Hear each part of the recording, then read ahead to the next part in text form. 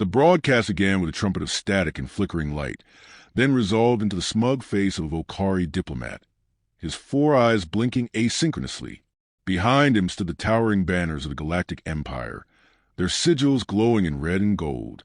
With a flick of his wrist, the camera panned down to show the prisoner, a human, bound at the wrists and knees, forced to kneel before a crowd of jeering alien dignitaries.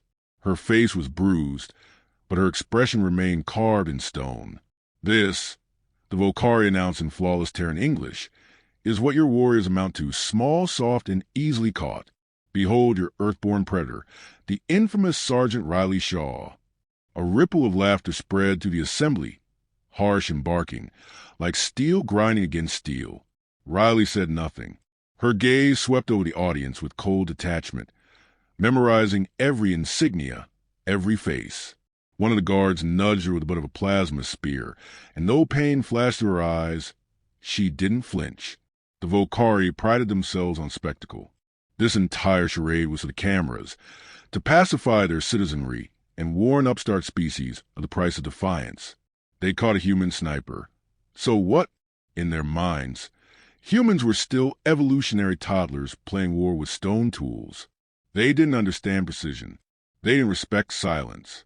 To them, war was numbers, and Riley was just one. They would come to regret that. 2 weeks earlier, Riley had moved through the dense terrain of the Curious Expanse, cloaked in a heat-dampening suit and carrying her custom-modified M102 rail sniper, a weapon her scientists had designed for zero-gravity kill zones. Her mission was simple: disable a key Volcari relay station responsible for triangulating Terran fleet signatures. The sniper squad operated in silence and shadows. Riley was the last one left. She'd already eliminated 5 guards when the sky opened with the cold whine of descending Volcari ships. She ran, ducked into gullies and scrub, darted between iron-bark trees. She'd trusted the data, the drop zone, the encrypted safe zone coordinates. She didn't expect a betrayal. The Volcari hadn't found her by chance. They were waiting. She'd fought. God, how she fought. For confirmed kills, another wounded, her railgun glowing hot from overuse. But plasma nets and sheer numbers did their job. They dragged her through mud and roots, stripping her of weapons and dignity, branding her with their mockery. Now, the feed was transmitted across a dozen star systems. The Volcari ambassador held up Riley's rifle like a trophy, waving it before the cameras. "Human craftsmanship," he sneered. "Primitive but charming. This is the weapon used to assassinate our forward colonel. A coward's tool." Riley finally spoke. Her voice was low, even, but it cut through the room like a gunshot. "1 bullet," she said. "1 colonel." The Volcari nearest her paused, momentarily unsure how to respond. Another guard backhanded her across the face, drawing blood. Still, she didn't waver.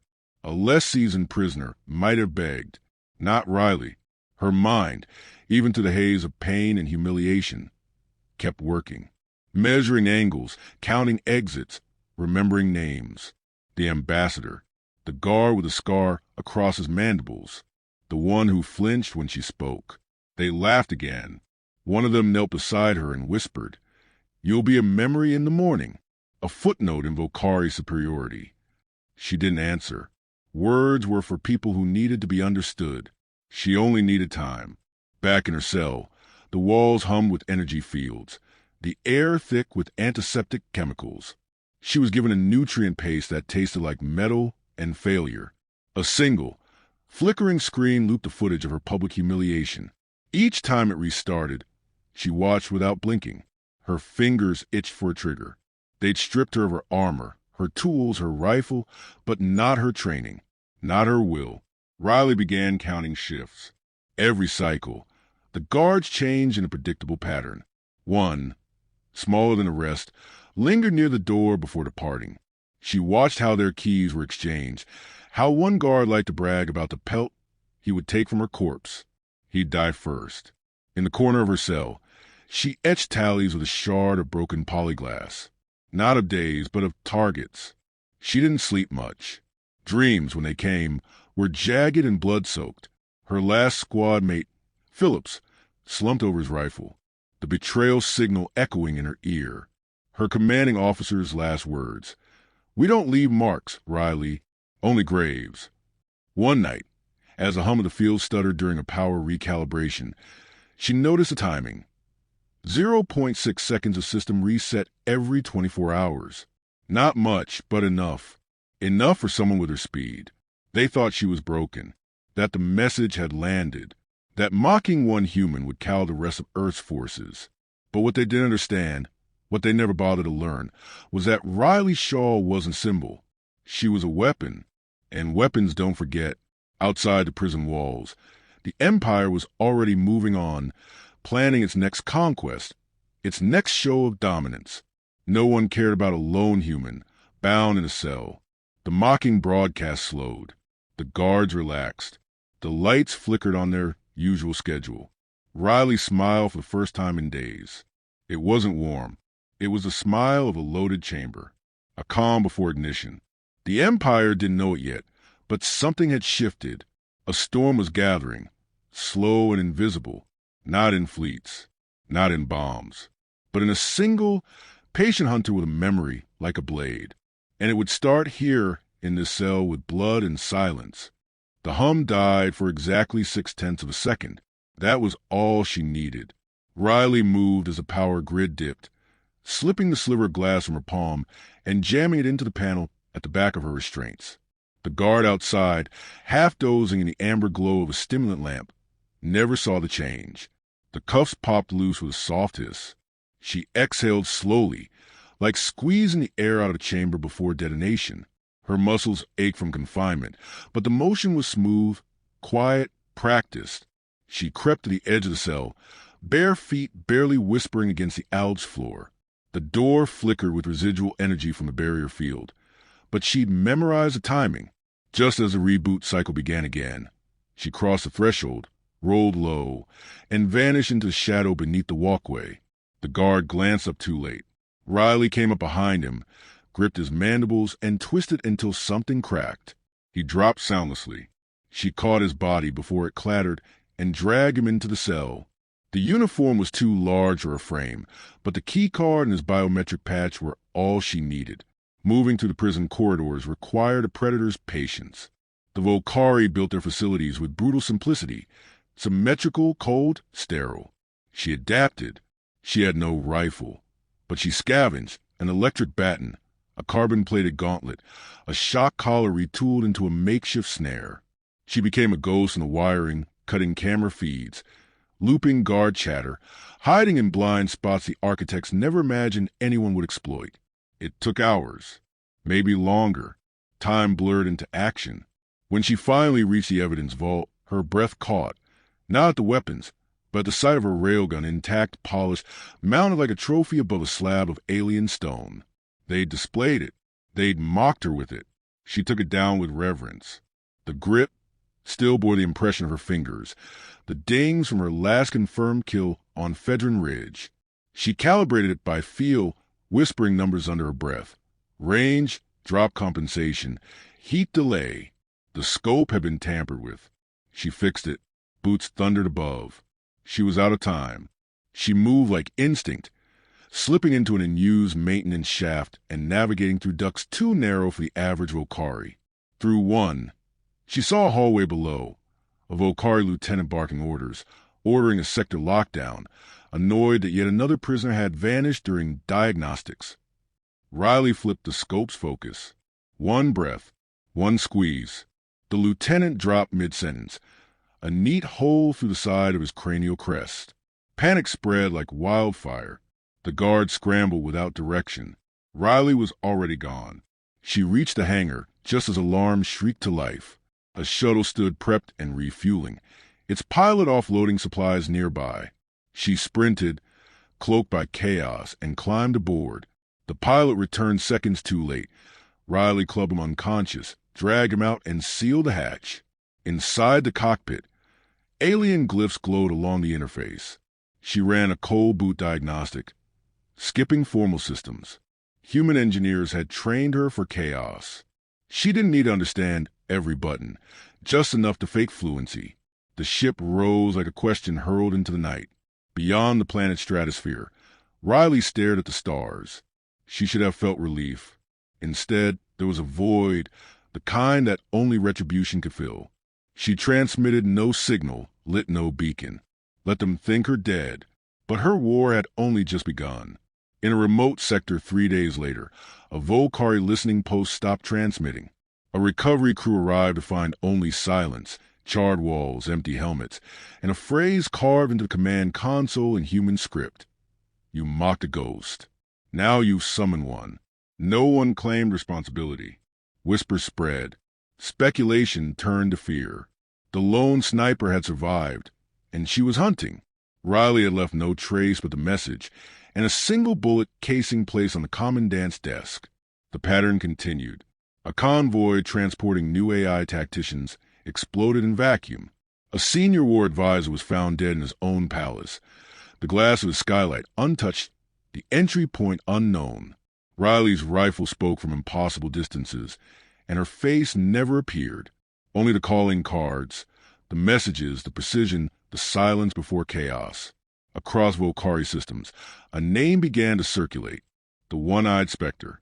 No species had confirmed its source, but the name stuck. Some said she died and been reborn as a weapon. Others claimed the humans had bred her in labs, engineered to dismantle empires one breath at a time. The truth was simpler. She was angry. Every strike was deliberate. Every kill chosen. She never went after the innocent, never indulged in collateral damage. Riley wasn't waging terror. She was delivering lessons. Don't mock what you don't understand. Don't provoke what you can't silence. The Volcari High Council debated deploying elite bounty hunters, activating experimental anti-infiltration drones. They underestimated her again. These were answers to noise, to reckless aggression. But Riley was something else entirely. She infiltrated their communications network using stolen clearance and a translator core she ripped from the first AI ship she dismantled. She sent a transmission, not to the Council, but to the people, translated into a dozen Volcari dialects. You call me prey. You laughed. I want you to remember that sound. She ended the message with the final moments of her capture, her broken face, their laughter, then silence. On a moon orbiting their diplomatic capital, the power grid collapsed at midnight. When the backup lights flickered on, a statue outside the Hall of Triumph had been defaced. The alien effigy of Volcari superiority now bore human armor and a sniper rifle aimed skyward. The next morning, a senator refused to speak. His daughter, studying off-world, had been returned unharmed, asleep in her bed with a note. You taught me how to get in. Thank you for the lesson. Riley wasn't chasing revenge. She was evolving war itself, one shot at a time. The Empire had laughed. Now it listened. And somewhere in the black between systems, a lone hunter aligned her scope with the next target. The first sign that the Empire was unraveling came not from a battlefield, but from a theater. In the capital city of Draxon, a propaganda play dramatizing the capture of the human sniper opened to a packed crowd. The final scene, a Volcari actor portraying Riley Shaw groveling for mercy, was interrupted by the stage lights shattering in a single, silent second. A delay of breath followed. Then the lead actor fell, twitching, a hole in his synthetic forehead. No sound, no warning. Just death from an impossible angle. Panic exploded across the auditorium. Screams echoed against marble walls. The scene was cut from every news feed within minutes, but the damage was done. The One-Eyed Spectre had spoken again. Riley watched the aftermath from a satellite feed she'd hijacked, seated in the hollowed hull of a derelict freighter. The Volcari might command fleets and warp lanes, but they didn't understand the anatomy of fear. She wasn't targeting soldiers now. She was carving into the myth of their supremacy, stroke by surgical stroke. The Volcari began assigning escorts to officials, tripling guard rotations. Yet it never mattered. One by one, names from Riley's internal list disappeared. Tacticians, scientists, advisors, each one essential to the machine that had mocked her into action. She didn't always kill. Sometimes, she left only messages. An admiral's bedroom mirror bore a crosshair etched by hand, and nothing more. The admiral resigned 2 days later, claiming health issues. A senior engineer found every document in his office erased. replaced with a single line repeating 1,000 times. "She's in the system." He disappeared en route to a security conference. Each calculated act deepened the silence between Volcari leadership and its people. They no longer spoke of the Spectre. They tried to bury her beneath louder wars and louder speeches. But in that silence, Riley grew louder still. What began as vengeance became doctrine. On the mining moon of Kelleris 7, she found a different kind of target. Human laborers, abducted and enslaved, were kept in underground compounds to power the Volcari's resource surge. They were malnourished, forgotten. She slipped through the vents like vapor, disarmed 2 security posts, and rerouted power long enough to open every cell. A boy, no older than 15, stared at her from the doorway, eyes hollow. She handed him a ration pack and said only, "Find the shadows. They'll protect you now." When word spread that the Spectre freed humans instead of killing indiscriminately, sympathizers began to emerge. A disgraced Volcari tactician transmitted blueprints of a command station. A smuggler dropped weapons caches marked with Terran glyphs on abandoned relay towers. Riley never met them, never promised anything. But they followed the direction of her rifle like worshippers chasing a star. Not all support was willing. Some were coerced, cornered with impossible odds and offered a single deal: help her or be silenced. She did not claim to be noble. She wasn't building a rebellion. She was proving a point. 1 shot could change policy. 2 could collapse it. In the Galactic Council, other species began to take note. The Branax, a war-born hive known for respecting only power, paused their skirmishes to watch Riley's campaign unfold. The Loralians, masters of diplomatic neutrality, quietly canceled all trade with the Volcari. In less than 4 cycles, Riley Shaw had altered the shape of interstellar relations without firing more than 24 rounds. And still, the Volcari misunderstood. They thought this was terrorism, that she was sowing chaos for attention, for vengeance. They didn't realize they were playing by rules she'd already rewritten. The Emperor himself appeared on a secure transmission, flanked by honor guards and speaking through gritted mandibles. The human cower remains a threat only because we've allowed her narrative to persist. She will be found, and she will be ended. Our legacy cannot be challenged by a primitive. Riley hacked into the relay mid-broadcast. She didn't show her face. Only her voice came through, crystalline and precise. "I am your legacy." The screen went dark. The message played on a loop across the core systems before the feeds were shut down. Volcari pride began to crack. Paranoia crept through their ranks. Officials questioned each other's loyalty. Pilots hesitated before missions. Field agents burned their own orders out of fear they might be traced. She was everywhere and nowhere, a phantom written into the pulse of every terminal. In orbit around Nethros Prime, the elite Volcari bounty unit Black Claw intercepted a freighter with a false signature. The vessel was empty, except for a single data module. Inside was a recording, 1 by 1, every name and rank of the Black Claw unit, spoken in Riley's voice. The last entry was the name of their captain, followed by the sound of a breath and a click. The captain died 5 hours later, poisoned by a trace chemical laced into his rations during refueling. No one could explain how. No one ever would. Within the month, she brought down a communications array with a single bullet, fired from a converted mining tool at twice the calculated maximum range. Engineers called it impossible. Mathematicians redrew models. She ignored them all. Her goal had never been to prove possibility. She was reminding them who they'd humiliated and what they had built from that act of mockery. Even her old CO, Colonel Reyes, watching from the safety of a Terran moon base, whispered to his aides, "She's become something we didn't train, something we unleashed." And still, Riley moved, silent, focused, her eyes locked on one final piece.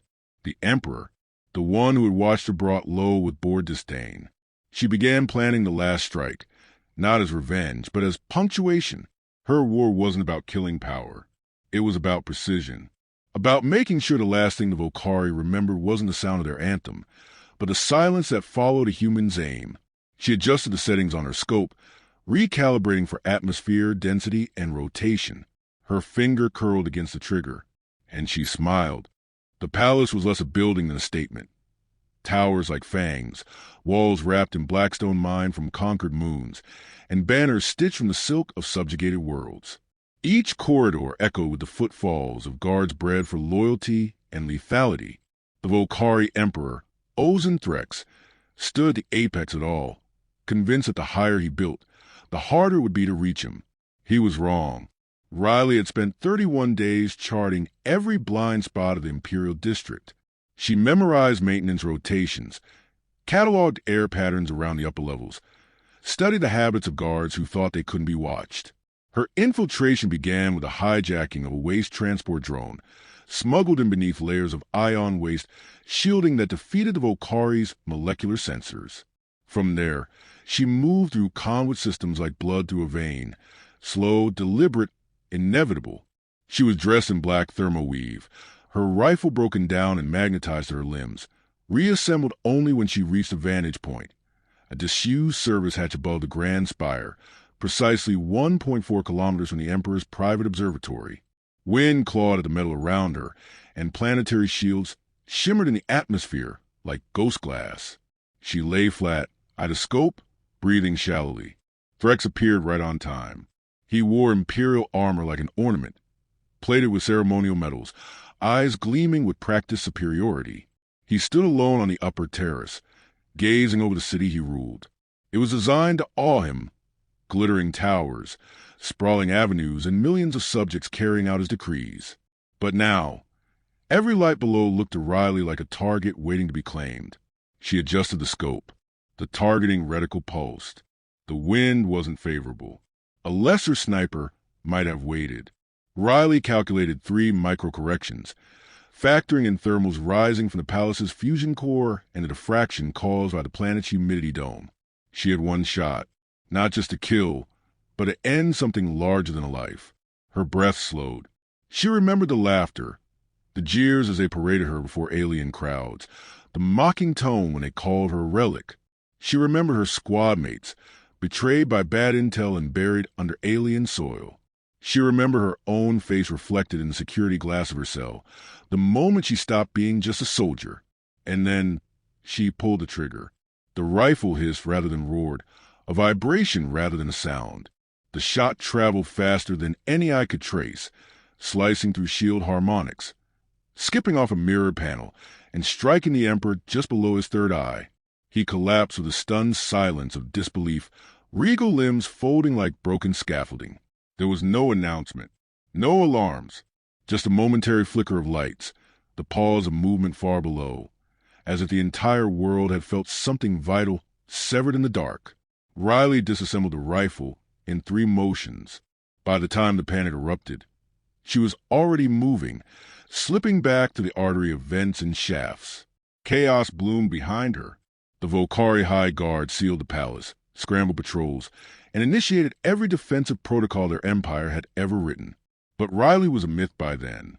They couldn't catch what had already become legend. She exfiltrated through a defunct aqueduct, diving from a ledge into the belly of a repurposed cargo ship set to leave orbit within the hour. Inside, human defectors who had taken up the role of silent operatives gave her a nod and nothing more. They understood. Words weren't needed now. News of the assassination spread through the Empire like a plasma fire. Systems once held in vice began to question their loyalty. Colonies lit up with encrypted messages, symbols of rebellion, of memory, of a rifle crosshair traced onto walls with charcoal and soot. Riley Shaw had become more than a ghost. She was the proof that even the most untouchable throne could shatter. On Earth, Command received a single message, stripped of metadata, routed through a dozen relays. It read, "Phase complete. Awaiting new directive." Colonel Reyes stared at the text for a long time before replying. No directive. Stand down. But he knew she wouldn't. Riley didn't serve the chain of command anymore. She served an idea.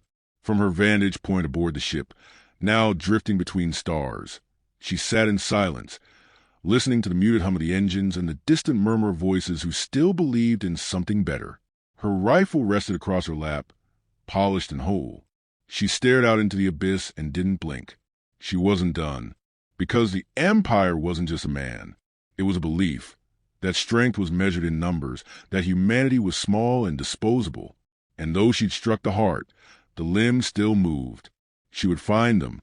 She would remind them, not with speeches or armies, but with precision, with memory, with one quiet pull the trigger at a time. And as the stars slowly turned, Riley Shaw, the ghost, the myth, the mark they should never have made, prepared for whatever came next.